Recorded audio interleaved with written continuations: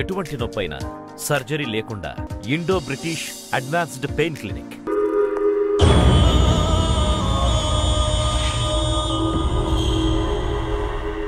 Sorry Ajay.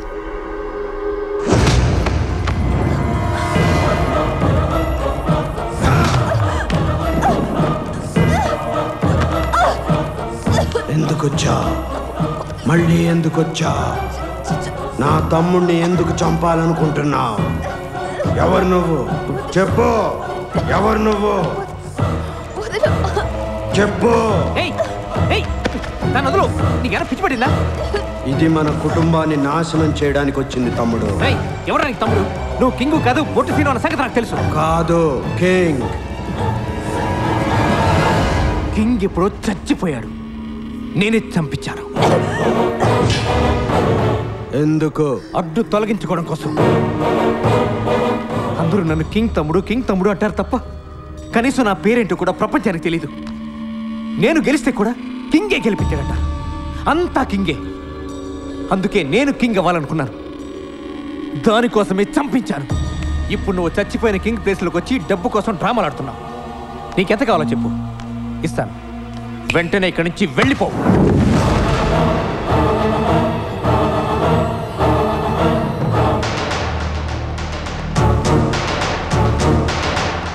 ఏయ్, ఎవరు మీరంతా? మేమెవరో తెలుసుకునే ముందు నీకు చాలా విషయాలు తెలియాలి.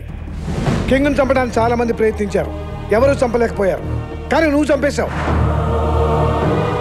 కింగ్ నీ మీద పెట్టుకున్న నమ్మకాన్ని చంపేశావు, పెంచుకున్న ప్రేమను చంపేశావు. కానీ కింగ్ను మాత్రం చంపలేకపోయావు. కింగ్ను చంపడం కష్టం మాత్రమే కాదు, అసాధ్యం. అర్థం కాలేదా? తను ప్రాణంగా ప్రేమించే తన తమ్ముడే తన ప్రాణం తీయడానికి ప్రయత్నించాడని తెలిసి బాధతో కుమిలిపోతున్నాడే, ఆ మహానుభావుడేరా కింగ్. రాజా చంద్ర ప్రతాప్ వర్మ.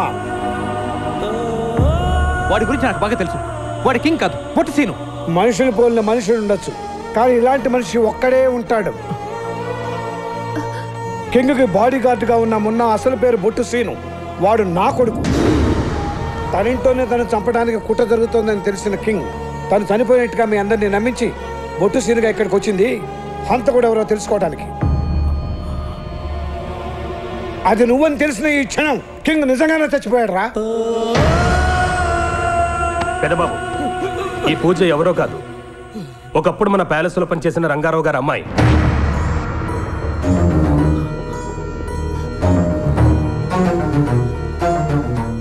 డైరెక్ట్ గా మిమ్మల్ని ఏమీ చేయలేని భగత్ సేఠ్ పూజ పగని వాడుకొని ఈ కుటుంబాన్ని నాశనం చేయాలనుకున్నాడు. అందుకే పూజ చిన్నబాబుని ట్రాప్ చేసింది. నేనెందుకు పెళ్లి చేసుకోవాలి? ప్రతి దానికి మీ అన్నయ్య మీదే ఆధారపడతావు. అసలు కింగే లేకపోతే? పూజ, కింగ్ రావడం ఒక క్షణం ఆలస్యమై ఉంటే ఈ రోజు చిన్నబాబు నీ చేతుల్లో బలయ్యేవాడు. వీడి చేతుల్లో నువ్వు బలయ్యేదానివి. చెప్పరా? అవును, భగత్ సేఠ్ నిన్ను కూడా చంపేమన్నాడు. పూజ, ఆ రోజు అందరి ముందు కుటుంబం పరువు పోకూడదని మీ నాన్నగారి విషయంలో ఏమీ మాట్లాడలేకపోయాను. తర్వాత ఆయన క్షమాపణ చెప్తామని మీ ఇంటికి వచ్చేసరికి ఆయన ఆత్మహత్య చేసుకున్నారు. అప్పుడు చిన్నపిల్లగా ఉన్న నిన్ను పెంచి పెద్ద చేసే బాధ్యత మీ అత్తయ్యకి అప్పచెప్పి దానికి కావాల్సిన ఏర్పాట్లన్నీ చేశాను. కానీ ఆ విషయం నీకు తెలియనివ్వలేదు. ఎందుకంటే నేను చేసింది సహాయం కాదని నాకు తెలుసు. ఇప్పటికి కూడా నీకు జరిగిన అన్యాయానికి నన్ను చంపే హక్కు నీకుంది. కానీ అజయ్కి ఈ విషయంలో ఏ సంబంధం లేదు. అజయ్, నాన్నగారు నన్ను కింగ్ని చేసి నాకు ఇచ్చింది పవర్ కాదు, బాధ్యత. ఆ బాధ్యత కోసం నేను లైఫ్లో మిస్ అయినవన్నీ నీకు ఇవ్వాలనుకున్నాను. అందుకే నీ చదువు నా చదువు అనుకున్నాను, నీ గెలుపు నా గెలుపు అనుకున్నాను. నిన్నెప్పుడు అన్నలా పెంచలేదురా, నా అన్నలా పెంచాను. నీకు కావాల్సినవన్నీ ఇస్తున్నాను అనుకున్నాను, కానీ నువ్వు కోరుకున్నదేంటో తెలుసుకోలేకపోయాను. నాకు గండం ఉందని తెలిసినప్పటి నుంచి అమ్మ ఏ రోజు కంటి నిండా నిద్రపోలేదు. అలాంటిది ఆ గండం నువ్వేనని తెలిస్తే అమ్మ తట్టుకోలేదు.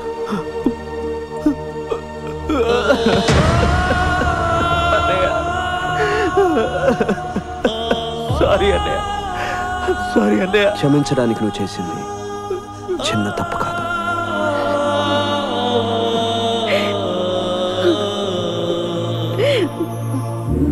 నాన్న, మీరు చెప్పినవన్నీ చేశాను, కానీ అందరినీ సంతోషపెట్టలేకపోయాను. అందరూ సంతోషంగా ఉండాలంటే నాకున్నది ఒకే మార్గం. నేను ఇక్కడి నుంచి దూరంగా వెళ్ళిపోవటం. ఐఎమ్ సారీ నాన్న.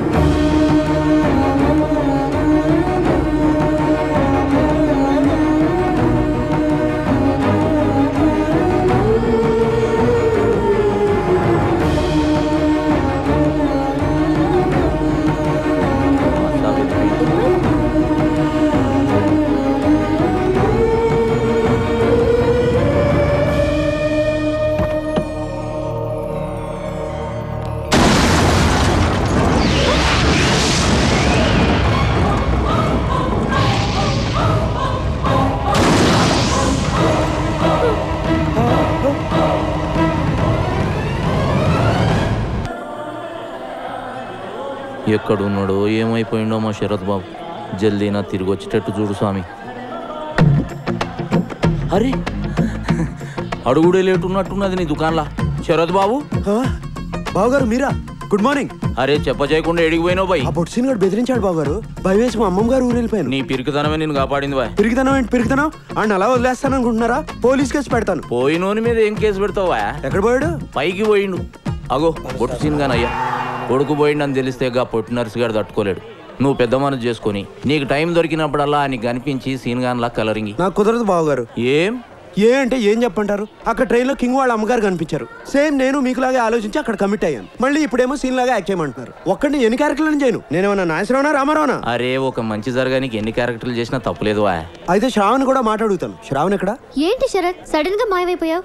నీకోసం ఎంత టెన్షన్ పడ్డానో తెలుసా? శ్రావణి, నీకో నిజం చెప్పాలి. నువ్వు అనుకున్నట్టు నేను శరత్ కాదు, మరి కింగ్. కిట్టు, నిన్నెందుకు వదిలేస్తున్నాను తెలుసా? ఇక నుంచి భగత్ సేట్ చేసే ప్రతి ప్లాన్ నాకు తెలియాలి.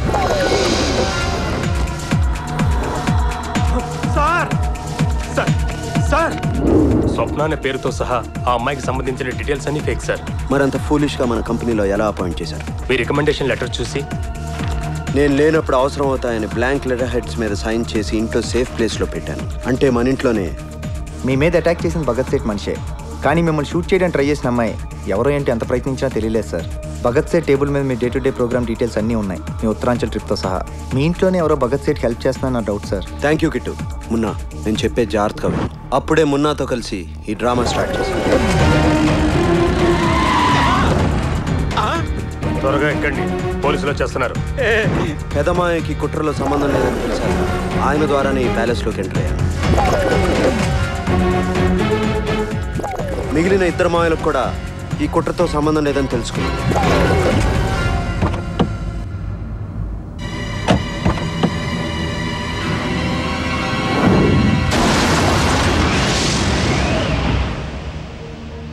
నా తమ్ముడు కోరుకున్న స్థానాన్ని వాడికి ఇవ్వడం కోసం నేను చనిపోయినట్టు అందరినీ నమ్మించి ఇక్కడికి వచ్చాను.